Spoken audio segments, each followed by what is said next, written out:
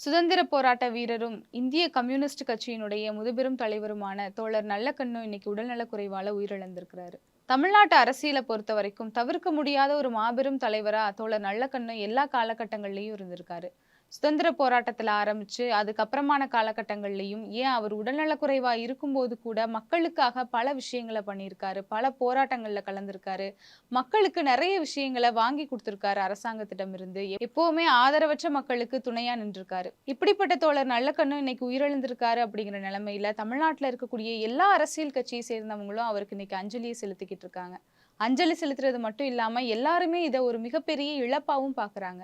இப்படி ஒரு கட்சியை சேர்ந்த ஒரு தலைவர், எல்லா கட்சியை சேர்ந்தவங்களும் அவர் இறந்து போனத மிகப்பெரிய இழப்பா பார்க்குறாங்கன்னா, அப்ப அவர் என்னென்ன விஷயங்கள் எல்லாம் பண்ணியிருப்பாரு? எப்படிப்பட்ட ஒரு மாமனிதரா வாழ்ந்திருப்பாரு? அவர பத்தி நம்ம கொஞ்சம் பார்க்கலாம். தோழர் நல்லக்கண்ணு ஒருங்கிணைந்த திருநெல்வேலி மாவட்டத்துல 1925வது ஆண்டு பிறந்திருக்காரு. தன்னோட பள்ளி படிப்பு காலங்கள்லயே பொதுவுடைமை கருத்துக்களால ஈர்க்கப்பட்டு கம்யூனிஸ்ட் கட்சியில சேரணும் அப்படிங்கிற ஒரு கொள்கையோட இருந்திருக்காரு. ஒரு கலந்துரையாடல்ல பேசின நல்லக்கண்ணு என்ன சொல்லியிருக்காரு அப்படின்னா, தன்னோட 16வது வயதிலேயே கம்யூனிஸ்ட் கட்சியில சேரணும் அப்படின்னு ஆசைப்பட்டதாகவும், ஆனா 18 வயது நிரம்பினா மட்டும்தான் கம்யூனிஸ்ட் கட்சியில சேர்த்துக்குவோம் அப்படின்னு சொல்லி அவர சேர்த்துக்கல அப்படின்னு சொல்லியிருக்காரு. அதே மாதிரி அவர் ஆசைப்பட்டது மாதிரியே 18வது வயதுல கம்யூனிஸ்ட் கட்சியிலயும் தன்னை இணைச்சுக்கிட்டாரு.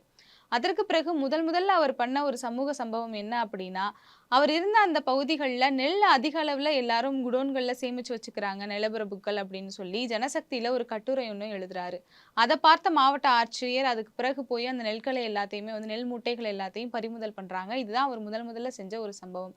1948ஆம் ஆண்டு உழுபவனுக்கே நிலம் சொந்தம் அப்படின்னு இந்திய கம்யூனிஸ்ட் கட்சி நாடு முழுவதும் மிகப்பெரிய போராட்டங்கள நடத்தினாங்க. அதன் ஒரு பகுதியா நெல்லையில தோழர் நல்லக்கண்ணுவும் மிகப்பெரிய போராட்டங்கள முன்னெடுத்தாரு. மக்களுக்காக நின்னாரு. பல நிலப்பிரபுக்கள்ட்ட இருந்து நிலங்களை மீட்டு அடித்தட்டு மக்களுக்கு குடுக்கிற வேலையும் ரொம்ப தீவிரமா அவர் செஞ்சுக்கிட்டு இருந்தாரு.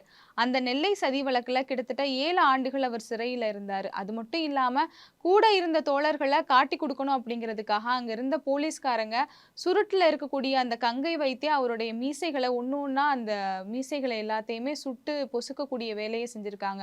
அவ்வளவு ஒரு கொடூரமான ஒரு வேலைய செய்யும்போது கூட அது எல்லாவற்றையும் தாங்கிக்கிட்டு சக தோழர்கள காட்டிக் குடுக்காம அவர் இருந்திருக்கிறாரு அப்படிங்கிறது மிகப்பெரிய ஒரு விஷயமா பார்க்கப்படுது. பலராலையும் இது இன்னைக்கு வரைக்கும் நினைவு கூறக்கூடிய ஒரு விஷயமா பார்க்கப்படுது. அதற்கு பிறகு அவருடைய பிரதான காலகட்டங்கள் அப்படின்னு நம்ம பார்த்தோம்னா, சுதந்திர போராட்டம் மட்டும் இல்லாம அதற்கு பிந்தைய காலகட்டங்கள்லயும் பொதுவா தென் மாவட்டங்கள்ல நெறைய சாதிய கலவரங்கள் அன்று நடந்துகிட்டு இருந்துச்சு. இப்பவுமே இன்னைக்கு இருக்கக்கூடிய இந்த காலகட்டத்திலேயே சாதிய கலவரங்களும், சாதி ரீதியான பிரச்சனைகளையும், பட்டியலின மக்கள் சந்திக்கக்கூடிய பிரச்சனைகளையும் நம்ம தொடர்ந்து பார்த்துக்கிட்டு இருக்கோம். அப்ப அந்த காலகட்டத்தில இது எவ்வளவு பெரிய பிரச்சனையா இருந்திருக்கும். அப்படி ஒரு கலவரத்தில தான் தன்னோட சொந்த மாமனாரே அவர் கொலை செய்யப்பட்டிருக்காரு. அப்படி தன்னோட சொந்த மாமனார் கொலை செய்யப்பட்ட போதிலும் கூட 2 சமூகத்துக்கு இடையில மிகப்பெரிய கலவரம் ஏற்பட இருந்தத, தோழர் நல்லக்கண்ணு இந்த நேரத்துல நம்ம 2 சமூகங்களுக்கும் ஒற்றுமை தான் முக்கியம். அதனால எல்லாரும் ஒற்றுமையோட இருங்க அப்படின்னு தன்னோட மிகப்பெரிய இழப்ப கூட அவர் ஒரு ஒற்றுமையின் மூலியமா ஈடு செய்ய நினைச்சிருக்காரு. அதுவுமே மிகப்பெரிய ஒரு சம்பவமா அவர நினைவு கூர வைக்குது. இப்படி அவருடைய ஆரம்ப காலத்திலிருந்து கிட்டத்தட்ட 1925ல அவர் பொறந்திருக்கிறாரு. அந்த வருடம் தான் இந்திய கம்யூனிஸ்ட் கட்சியும் உருவான ஒரு வருடமா நம்ம பார்க்கிறோம். கிட்டத்தட்ட அவர் கட்சியில சேர்ந்து 80 வருடங்களுக்கும் மேலாக கட்சிக்காக போராடி இருக்காரு. இங்க இருக்கக்கூடிய ஒவ்வொரு அடித்தட்டு மக்களுக்காகவும் போராடி இருக்காரு. விவசாய சங்க தலைவரா பல வருடங்கள் இருந்திருக்காரு. மக்களுக்காக ஒவ்வொரு விஷயத்திலயும் கூடவே இருந்து அவங்களுக்கு தேவையான விஷயங்கள பண்ணி குடுத்திருக்கிறாரு. இன்னைக்கு கட்சி சார்பு இல்லாம இன்னைக்கு எல்லாரும் அவர மிகப்பெரிய வழிகாட்டியா பார்க்குறாங்க அப்படின்னா, அந்த அளவுக்கு தோழர் நல்லக்கண்ணு இத்தனை ஆண்டு காலமா வாழ்ந்திருக்காரு அப்படிங்கிறது தான் மறுக்க முடியாத ஒரு உண்மை. எப்படி தன்னோட கடைசி மூச்சு வரைக்கும் மக்களுக்காக போராடினாரோ, அதே மாதிரி தான் இறந்ததற்கு பிறகும் தன்னோட உடல மருத்துவ மாணவர்களுடைய ஆராய்ச்சிக்காக தானம் பண்ணிட்டு தான் அவர் இறந்தும் போயிருக்காரு. இன்னைக்கு அரசு மரியாதையோட அவருக்கு இறுதி சடங்குகள் எல்லாம் செய்றாங்க.